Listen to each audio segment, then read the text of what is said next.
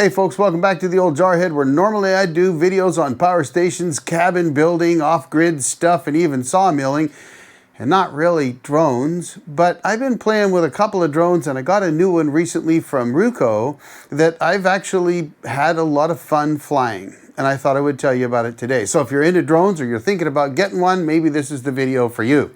But I won't be talking about power stations.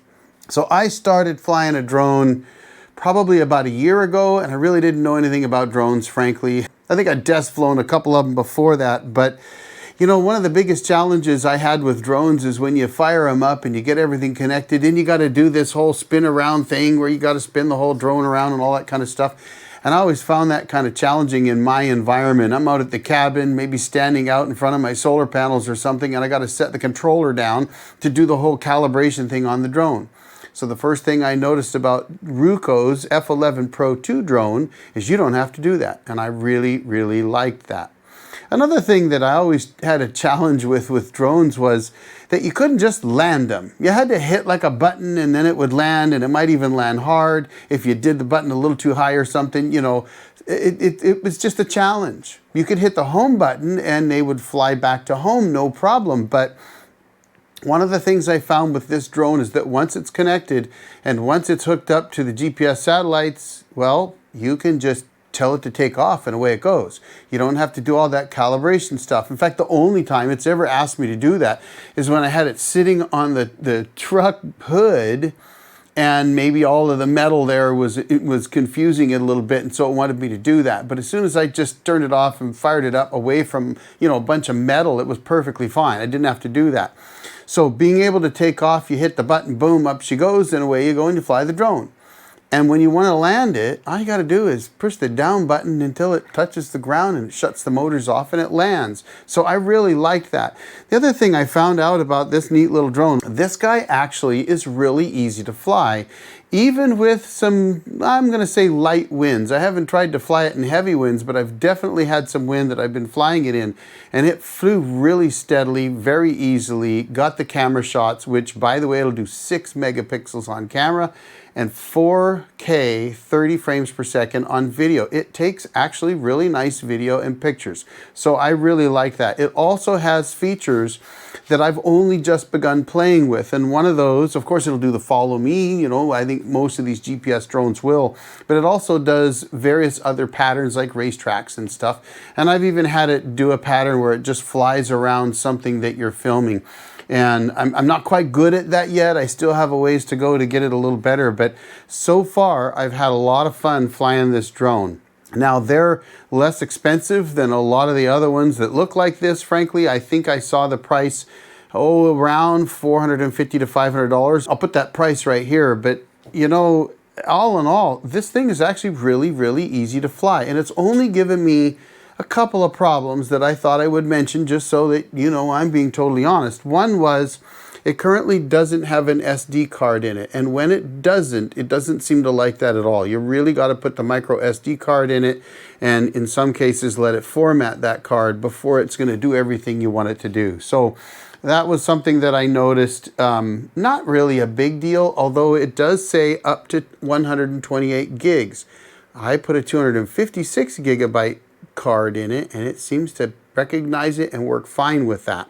So it does say up to 128, but I've used 256s. That's all I use. It works fine for that, especially when you're doing 4K video. The other couple things that I had with this, one was I was flying it to try and catch a tree falling when we were falling a bunch of trees at the cabin, and I just threw it up in the air, up above the trees, pointed it down at the tree that we were trying to fall.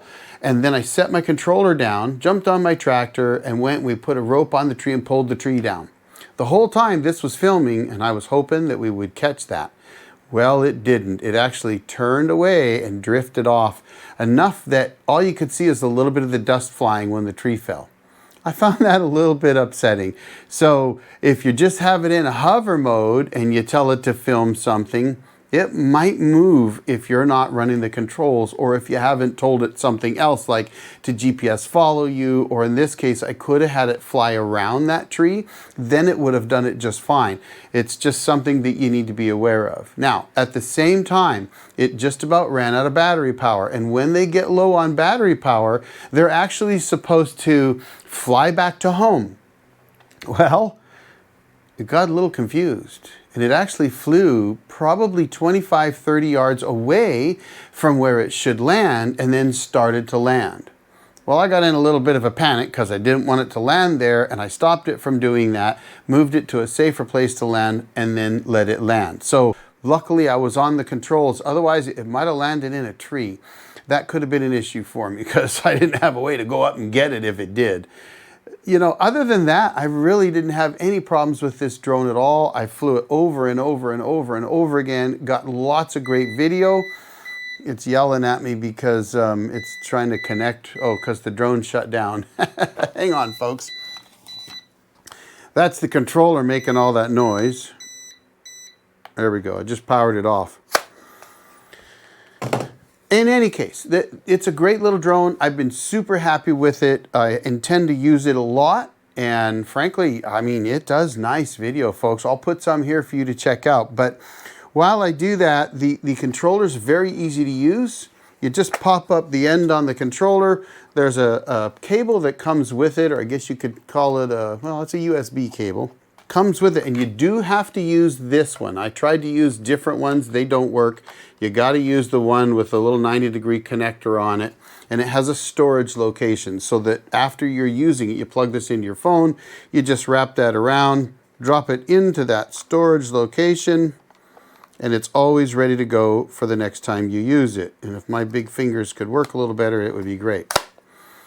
Simple. The little joysticks here go into the bottom of the controller.